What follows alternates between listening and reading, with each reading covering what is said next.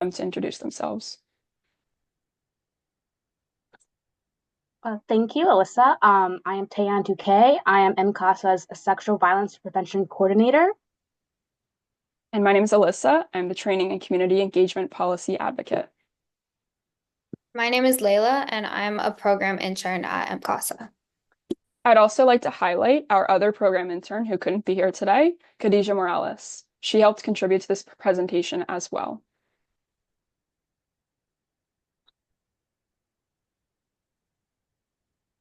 All right. Before we start off, we have an icebreaker question for everyone. We would like to know, what are some of your favorite fall traditions and activities? Feel free to take a minute to let us know in the chat, and we're looking forward to reading some fun responses. I see Courtney has a pumpkin patch. That's great. I love a good pumpkin patch. Another vote for pumpkin patch.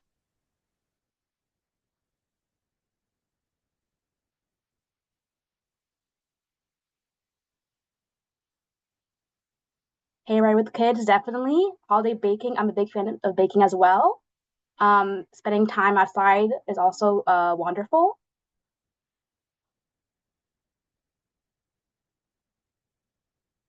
Someone mentioned decorating the home, any of the fall holidays. All great and fun responses. And it's always lovely to spend time with others, doing fun traditions, activities, especially in a safe and fulfilling and meaningful ways, regardless of when or how you do it. When we interact with our communities, we want to feel happy and connected. So it's important to not only think about maintaining a happy and safe environment on our campuses and local communities, we also want to think about society as well. I guess a little bit about what we do and who we are. We are the Maryland Coalition Against Sexual Assaults, and CASA works to help prevent sexual assault, advocate for accessible, compassionate care for survivors of sexual violence, and hold offenders accountable. The Sexual Assault Legal Institute provides comprehensive legal services to survivors of sexual violence statewide, as well as training and technical assistance for professionals working with survivors. So today's learning objectives will include the following. By the end of today's training, you'll be able to describe important factors that contribute to a healthy and safe environment, compare and contrast examples of risk and protective factors for sexual violence, identify and examine barriers that students face when accessing resources and support, and reflecting on which groups and organizations to partner with on or near your campus to strengthen students' access to these resources. So we have our first question for everyone to respond in the chat. We want to know, what does a healthy and safe society look like to you? Again, take a minute to reply in the chat.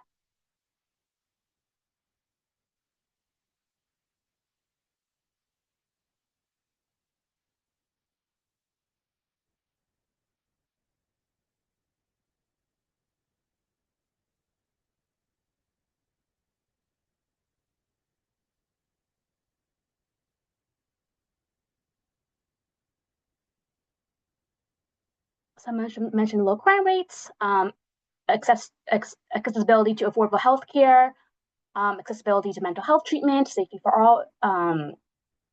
These are all great responses so far. Anyone else would like to chime in? Peaceful involvement activities, absolutely.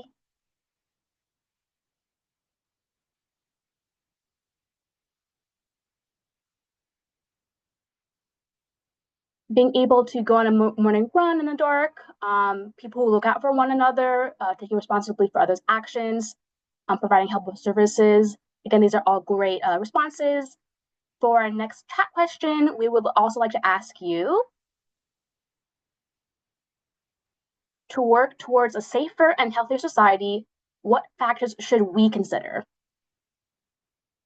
Again, take a minute to reply in the chat.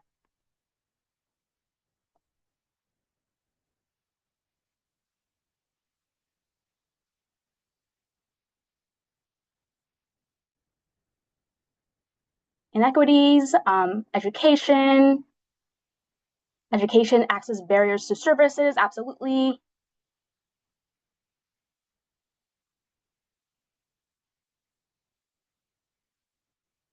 cultural and societal views and attitudes and beliefs, absolutely. All these are great answers. So in order to reach a healthy and safe society, there are many important factors we should consider, but the main ones are individuals or groups' ability to access and use healthcare, which someone had mentioned, neighborhood and physical environment, which was also brought up by a couple others, the educational level of an individual, workplace conditions, and a person's income or socioeconomic background. So a lot of people really touched on these points, and that's great to hear. And when we're thinking about these kind of factors, we also should consider some important concepts as well to help us understand and familiarize ourselves with kind of the broader view of keeping a healthy and safe society.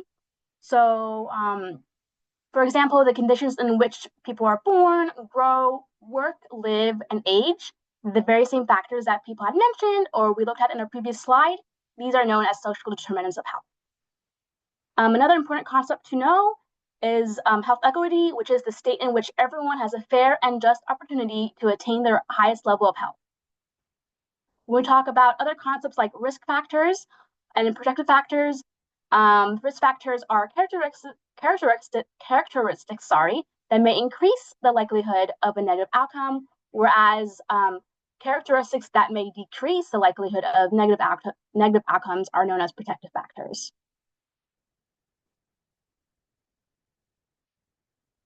So kind of learning about this and knowing these broad concepts, the big question now is, how does everything that we just went over actually relate to sexual violence prevention?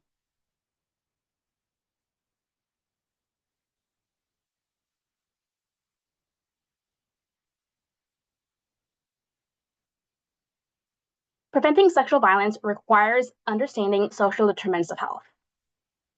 Where we are born, how and where we grow, work, learn, live, and age makes a difference in how we respond to violence, including sexual violence. When we do not consider these factors that make it easier or harder to fight sexual violence, prevention becomes more difficult. Preventing sexual violence also requires knowing the risk and protective factors. Here's a list we provided about risk factors that can lead to sexual violence or make it harder to combat. These include not really caring for others, exhibiting aggressive or abusive behaviors or accepting these aggressive or abusive behaviors, a family history of conflict and violence, involvement in a violent or abusive intimate relationship, lack of broad support from police and judicial systems, poverty and the lack of employment opportunities, as well as the lack of economic support, weak community sanctions against sexual violence perpetrators, societal norms that support sexual violence, and negative attitudes or beliefs against different groups of people. When we think about protective factors, these are factors that can prevent sexual violence.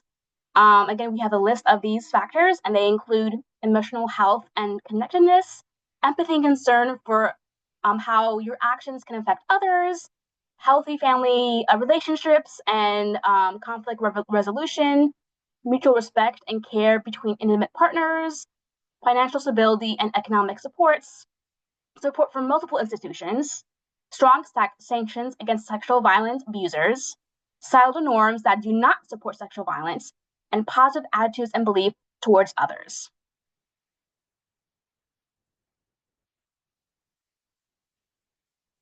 Here we have a graphic that helps us understand another important concept to know, and these risk and protective factors can be categorized into 4 levels. They are the individual level, relationship level, community level, and societal level. The individual level looks at factors that increase the likelihood of becoming a victim or perpetrator of violence, such as age, educational attainment, income, substance use, or history of abuse. Prevention approaches at this level can include promoting attitudes, beliefs, and behaviors that stop violence from happening through conflict resolution and life skill training. Excuse me, this is the interpreter. Can you slow down, please? Oh, sorry. Slow down, thank you. Okay. So when we think about risk and protective factors, these can be categorized into 4 levels: individual, relationship, community, and societal level. The individual level looks at factors that increase the likelihood of becoming a victim or perpetrator of violence, such as age, educational attainment, income, substance use, or history of abuse. Prevention approaches at this level would focus on promoting attitudes, beliefs, and behaviors that stop violence from happening. Some real-life prevention examples can include conflict resolution and life skills, training, social emotional learning, and safe dating and healthy relationship skill programs. At the relationship level, we're dealing with individuals' personal relationships to their close friends, peers, intimate partners, and family members, and how the quality of these relationships can also contribute to exposure to sexual violence. Prevention strategies at this level can include parenting or family-focused prevention programs, peer-centered programs such as parent-child communication classes, promoting positive norms, improving problem-solving skills, and encouraging healthy relationships. The community level looks at settings that encourage social development, such as schools, workplaces, and neighborhoods, and the factors that are associated with experiencing or causing harm in these settings. Prevention strategies can include creating safe places where people live, learn, and work. Finally, the societal level looks at general norms as well as societal factors such as health, economic, educational, and social policies that help create a climate in which violence is either tolerated or not tolerated. Prevention strategies at this level include households, financial security, education, and employment opportunities, and other policies that affect the social determinants of health. It is important to identify risk and protective factors at all levels because it allows us to better understand the various factors that put people at risk for violence. As you can see here in this table, using examples from the previous slide, we can now identify which risk and protective factors fall under the individual, relationship, community, and societal level.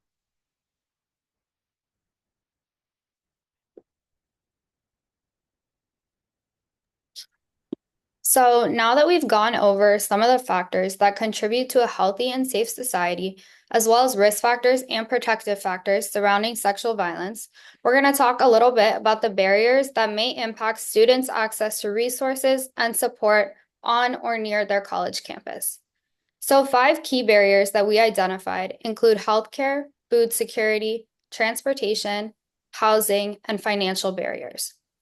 So in regards to healthcare, one barrier that stands out is the distance to pharmacies and urgent care from campus. So we're thinking about whether it's easily accessible for someone that may not have a car. For food security, students living on college campuses are generally required to enroll in a dining plan. However, these typically cost around $3,000 each semester, which can be a significant hardship. So on-campus students may also have limited access to kitchens because of dorm-style living, so they have to depend on these meal plans rather than making their own food. These meal plans might also have limited options to accommodate dietary restrictions on campus. We also have to think about dining service hours and then whether those conflict with student schedules. So thinking about, for instance, if a student is studying late, will they be able to access food late at night when they're done studying? And then are those options healthy? So transportation is also a major barrier that we identified. While college campuses themselves are usually walkable, transportation off campus can be a barrier. So this is a pattern that we've identified throughout Maryland, where we found that access to reliable public transportation is a barrier across all counties. Moving on to housing, it's worth noting that financial aid often does not cover housing costs. Additionally, upperclassmen may actually be required to move off campus, and then rent prices can outpace the cost of on-campus living, which can lead to additional financial hardship. So when we're thinking about the distance between off-campus apartments and school, also note that moving off campus can create additional transportation barriers if that distance is not easily walkable. For financial barriers, most adults in the US report that lack of financial aid is actually the most significant barrier to accessing higher education. So many universities cap maximum financial aid at a certain amount, and that amount is called the cost of attendance. So cost of attendance is determined by a number of factors, including residency status, credit amount, and amount of grants awarded. And then if the financial cap is for the entire school year and it doesn't factor in external college expenses, that could include books, other class materials, and housing costs, that can be problematic as well. Next slide. So it's important to note that no one group of people are the same. And this is because no one person holds just one identity. Some of the students on your campus may be experiencing all of the barriers that Layla just went over. Some may experience one or two of the barriers, and some may be experiencing barriers that we haven't even talked about yet. I want to highlight that each of these systemic barriers, transportation, healthcare, etc., are the result of oppression. And the best definition of oppression that I've heard is a perpetual state of disadvantage. This isn't something you can just pull yourself up by your bootstraps to get out of. Oppression is historic, systemic, and ingrained in our cultural beliefs, attitudes, and behaviors. Oppression is about power and control over people, and power and control over access to resources and services. People of color, people who have disabilities, immigrants, members of LGBTQ+ communities, and other people who hold marginalized identities that experience oppression in our society face greater barriers to accessing resources and services. And this is due to the systems of oppression like racism, sexism, ableism, etc. And each of these isms, or building blocks of oppression, enable sexual violence to occur. Oppression allows community and societal level risk factors to happen. And again, these are things like weak social norms that create a tolerance of sexual violence, like rape culture, rape jokes. This also includes poverty and a lack of employment opportunities, as well as a lack of institutional support and access to resources and services.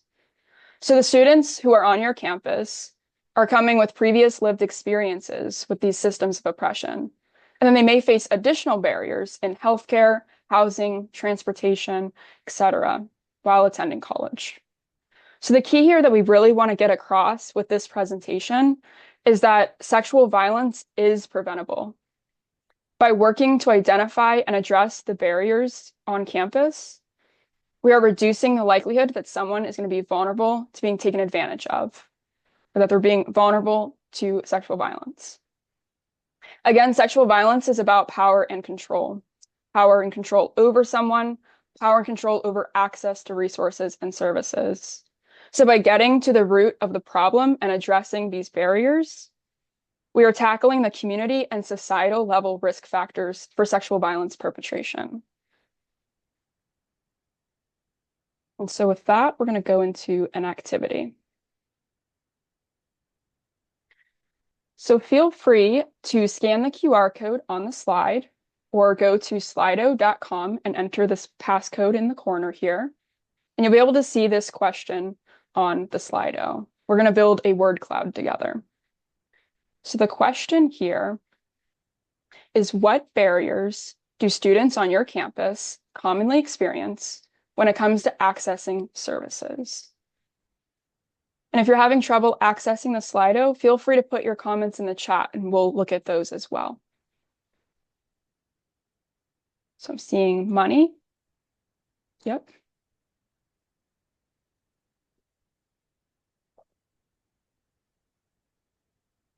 Transportation. It looks like several of you put that one since it's a lot bigger than the others. Healthcare, housing, not living close to campus. Yeah. Mental health services,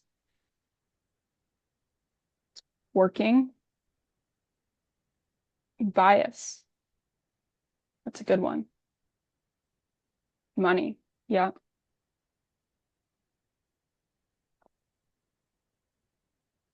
So for those who put transportation as a barrier, is this a lack of transportation altogether? Is it not enough transportation options?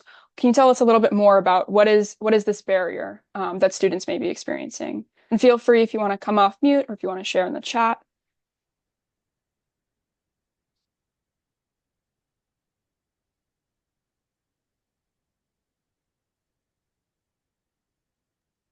While you guys are working on typing your answers in the chat, I also noticed that money is a big one. So we're seeing a lot of financial hardships. What do you already know about this problem on or near your campus? If you want to share that as well, that would be great.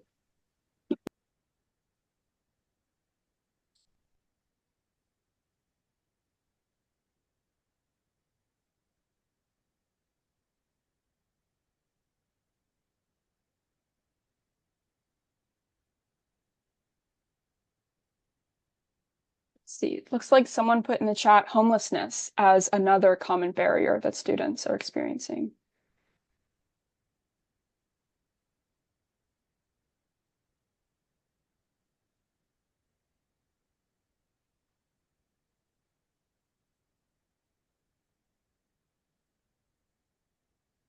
Someone else put money in the chat.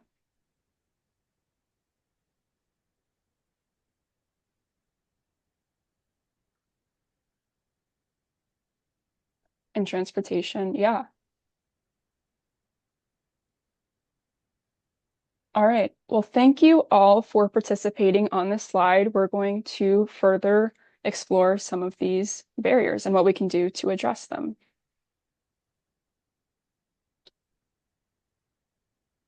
All right. So for this slide, feel free to come off mute as we go through it together. Feel free to put some resources in the chat for anything that your campus is currently doing. Layla's going to capture some of the thoughts in the chat and take notes for us, and you'll get that in a follow-up email so we can resource share with each other. So for healthcare, both university health insurance as well as the campus health center or wellness center provides access to healthcare for students. It's important that students have access to healthcare and healthcare services that they can continue to benefit the entire campus. So participating in campus events, going to classes, and preventing other students, faculty, and staff from getting sick. So I have a poll question for you all. Give me one moment while I launch it.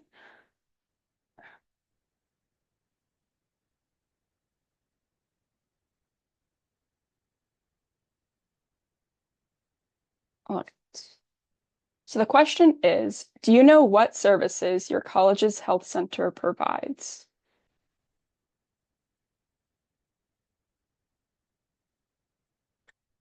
All right. Looks like a majority of people said we don't know any services, and about a third of you have said I know more than 3 services. We have a very mixed group here. All right, I have another poll question.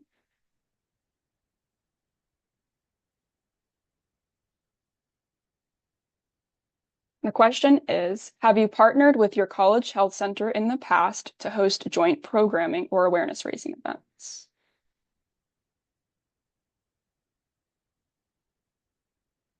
All right, so wow, 50-50. Some 50% said yes and 50% said no. All right, and I have, I think, one more poll question. Oh, actually, I'm sorry, just a moment. So for those of you who have partnered with your campus health center in the past, what ideas or advice do you have for anyone who's interested in potentially building a partnership with their health center to host events? How did you go about creating this partnership? How did you start this connection? Feel free to put that in the chat or you can come off mute. Any ideas or advice?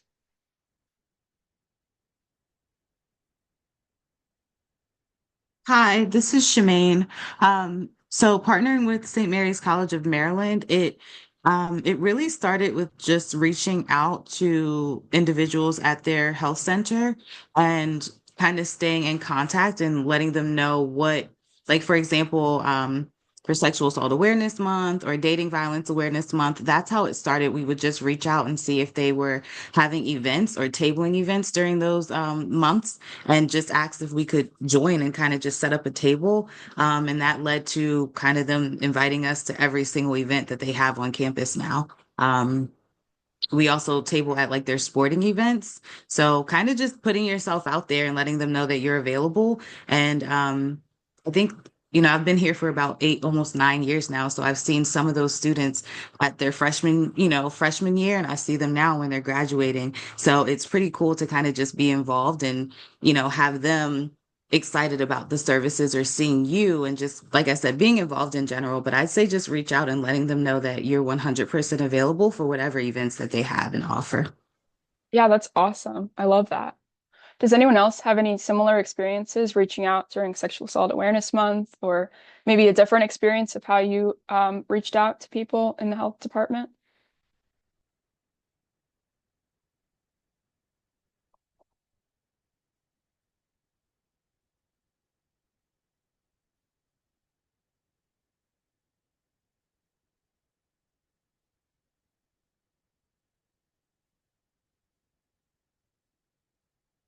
All right, well, while everyone's thinking, I do have that third poll question. So I'm going to launch that now, just a second. All right, so the question is, have you ever worked with your local health department or local health organizations to connect students with healthcare resources? And I gave a couple of examples here. So like a resource fair or panel event or something like that.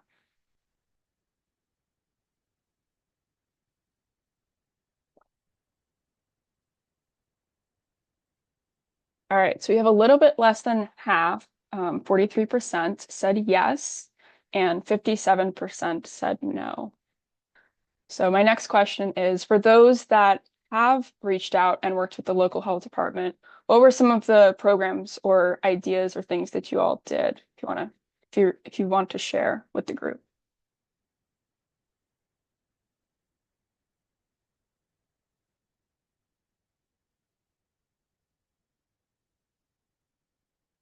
Was it like a resource fair? Was it a panel? Something else? And feel free to come off mute or share in the chat.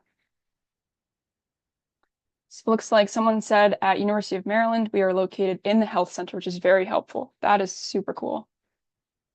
Community resource events. At BCCC, had several enrollment fairs. It's awesome.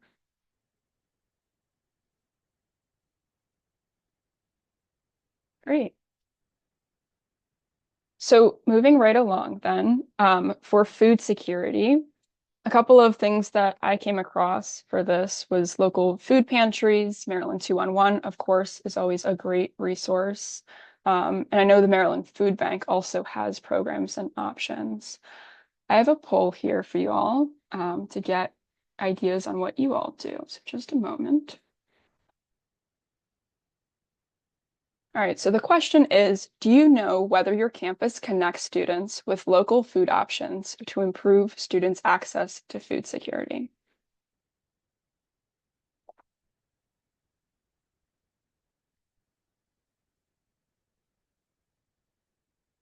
All right, so it looks like 50-50. 50% said yes, and 50% said, I don't know. So for those of you who said yes, what kind of things does your campus do to help with food security?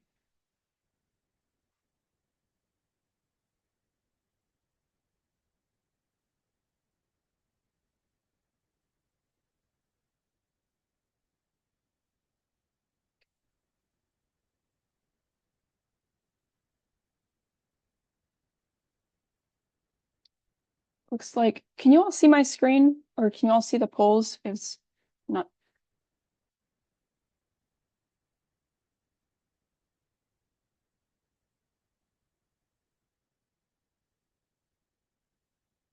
If anyone's having trouble accessing the polls, try logging out and then coming back in.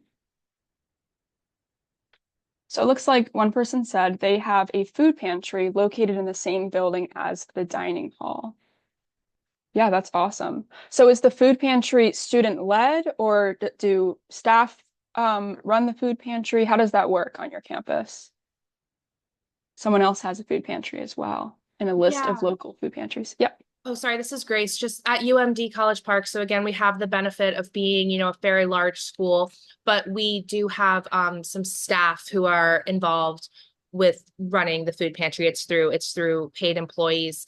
And just I just think this is very interesting, but it used to be in our health center, but we ultimately had decided to move it to the dining hall to decrease stigma so that for a student coming in, there's no eyes on them. They don't have to feel like, oh, I have to go to the health center to get food. They're able to go to the same building as the dining hall. And I just have always thought that was like a really cool change that we were able to make. Again, acknowledging though we have the benefit of being a very large university. Yeah, I love that. I really like that you all made a point to make sure you're reducing stigma too. It's really cool. Looks like, so someone, Shemaine, you also have a food pantry on campus, a list of local food pantries and connecting people with local resources. Is your food pantry run similarly, or is it different than what Grace has shared? So I don't work on campus, so I don't know for sure. I can find out. I have no idea where it is on campus as of right now. Yeah, no worries. Um, so if anyone else wants to share, feel free. I'm going to move right along to transportation. So a couple of options that we found were just campus or city or county transit. But we were wondering also what other transportation services are available on your campus, since transportation seems to be a huge barrier, as we saw in the word cloud earlier. If anyone else has any campus solutions that they've come across for transportation.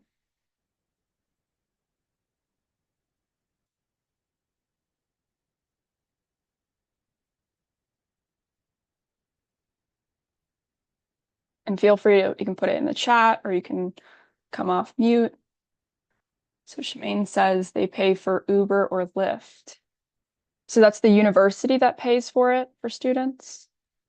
So we're with the Southern Maryland Center for Family Advocacy. So we're a nonprofit. We're not directly associated with the college, so we don't work for the college, but no, we pay for it out of our grant funds.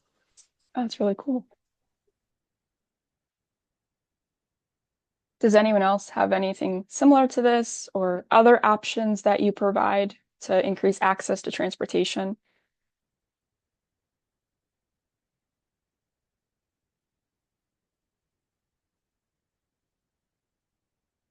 All right. While everyone's thinking about that, moving along to financial security.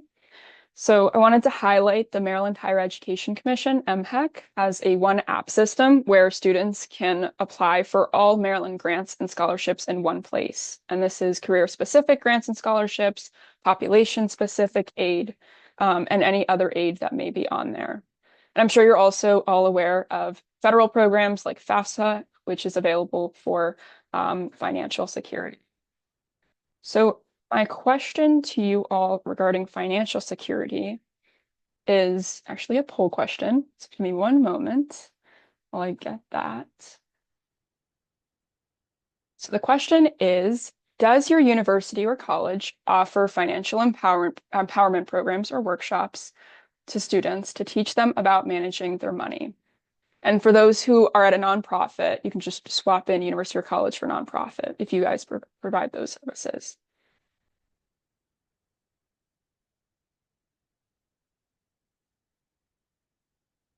All right, so it looks like 25% said yes, that the college, university, or nonprofit does provide these programs.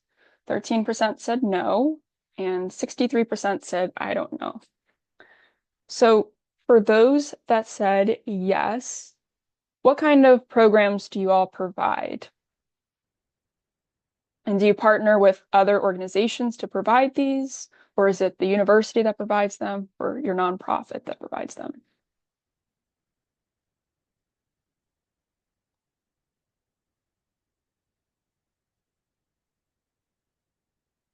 It's like TRIO Student Support Services. So what's that? Is that like an organization on your campus that provides the empowerment services, the financial empowerment?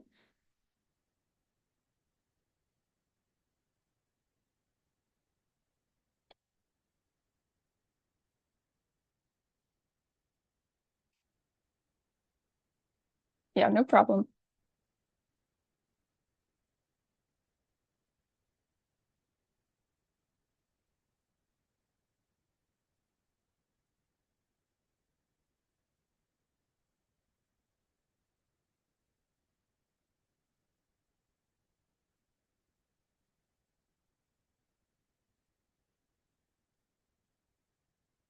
Anyone else? If your university provides any kind of financial empowerment programs, something to teach people about money or manage their money, investing their money. Again, thinking back to before, we want to reduce the likelihood that someone is vulnerable to being taken advantage of. So we want to empower people to know how to take care of their finances. Okay, so it looks like TRIO is an educational opportunity project that helps first-generation students, students with financial need, and students with disabilities to achieve their academic potential and personal goals. Gotcha. So this organization or this project on your campus provides financial empowerment opportunities. Awesome. All right. So with that, I'm going to move along. So this next portion here is going to be, we're going to get into breakout rooms, and then we'll have a group discussion afterwards. So a little bit about how it will work is each group is going to have an MCASA staff member in it who will facilitate the group. And we will be posting the group discussion questions and your scenario into your breakout room chat. So you don't have to worry about writing any of this down or memorizing it. But these are the questions. We're going to be looking for risk factors, barriers, any resources you would connect students to, and then any programming you could do to increase awareness. And you want to make sure that also that you pick someone from your group who can come off mute or share in the chat, just a little summary of what your group talked about when we come back as a whole. So while my colleague Maddie is putting everyone into breakout rooms, I'm going to just briefly go over the scenarios. So scenario 1 is about out-of-state college students.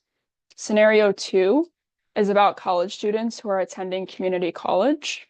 And this may be for the first time, or maybe they're coming back to school to get another degree. Scenario 3 is about international students. And scenario 4 is about transfer students. So let you all absorb this, and Maddie will put everyone into a breakout room. I'm going to stop recording.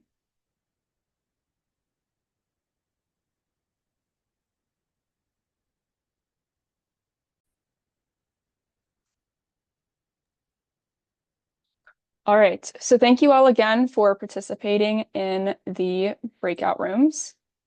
As we wrap up today, I wanted to ask this reflection question.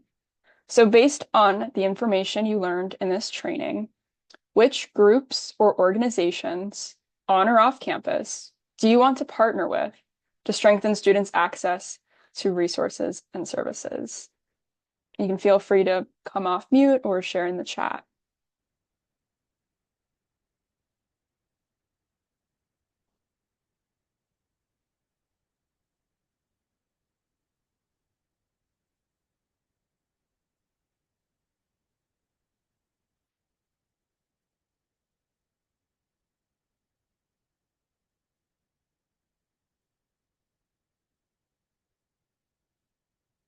And if you're not sure yet who you may want to partner with, maybe talk about your next steps. Maybe you need to figure out what services your campus does provide. I know a couple of people weren't sure about services that the health center provides or services about food security or transportation. So maybe the next step is identifying who on your campus you can talk to or connect with. I know I had mentioned the campus pantry, but this is making me think, I know that they're very strongly connected to our health center, but now it's making me want to double check if our sexual violence resources are, you know, connected there as well. Like if someone came looking for help there, or even just like passive flyering and passive information, it's making me wonder if I should reach out and kind of check on that. Yeah, that's a great point. Anyone else have similar thoughts? Let me open the chat. Looks like Shemaine said the local community college in Southern Maryland, which is the college in Southern Maryland. Yep.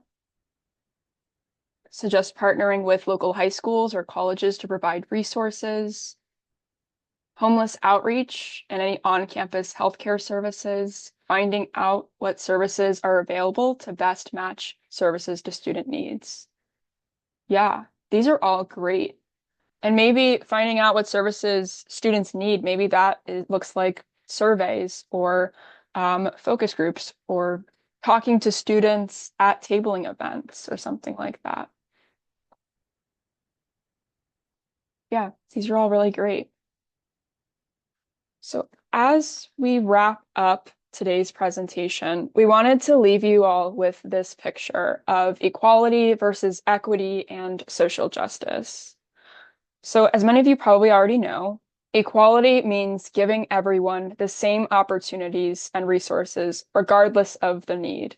So we see that on the left here with everyone getting the same box to stand on. Equity means that people are getting met where they're at, that they have access to resources and opportunities to meet their unique needs. And we see that with the picture on the right, different boxes, different amounts of boxes for people who need it. Social justice means addressing or dismantling barriers that prevent equitable access. So in this picture, this would look like thinking about why this fence is needed. Can it be removed? Does it need to be there? If it's there to protect the people from the baseball, does it have to be a solid fence? Or can it be transparent? So social justice, again, is looking at the barriers that prevent equitable access and how can we remove those barriers to promote more equitable access.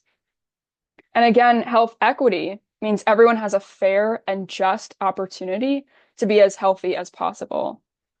So we have to be looking at these barriers that are on our campuses, if that's homelessness, transportation, financial security, etc. And what can we do to address those barriers? What is our role in this? What are our next steps? Who could we maybe partner with? And how can we help to prevent sexual violence and create a safer and healthier campus? So this is our contact information, and the QR code to our evaluation here is on the slide. Layla is also putting the evaluation link into the chat. The evaluation is anonymous. We greatly appreciate all feedback as we are constantly striving to improve. Additionally, if you are seeking a certificate of attendance or a certificate for CEU credits, you must complete the evaluation form. Upon submitting the evaluation form, you'll see a link at the top of your web page. If you click on that link, you'll be able to access the certificate request form. You can expect to receive your certificate in 3 to 4 weeks by email. I will also be sending out a follow-up email in 1 to 2 weeks with a copy of the PowerPoint slides, the video recording, the notes that Layla took when we were sharing resources, as well as the evaluation link. If you have any questions in the meantime, feel free to email me. If you'd like any additional resources or information, you can email me or Tehan.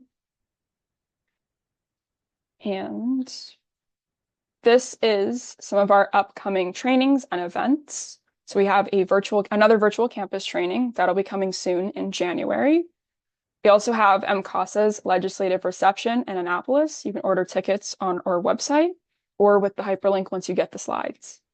And you can view our 2024 legislative report on our website as well. We have our Sexual Assault Victim Advocate Fundamental Training Series coming soon in February. And then finally, we have a topic survey for our future virtual campus training programs. So you can access that through the link on the slide, get a copy of these. So feel free if you want to do the survey and provide any feedback about what you want to see in our future programs. And that is everything. So I'll go back to our contact information. Oops, there we go. If you have any questions, let me stop recording.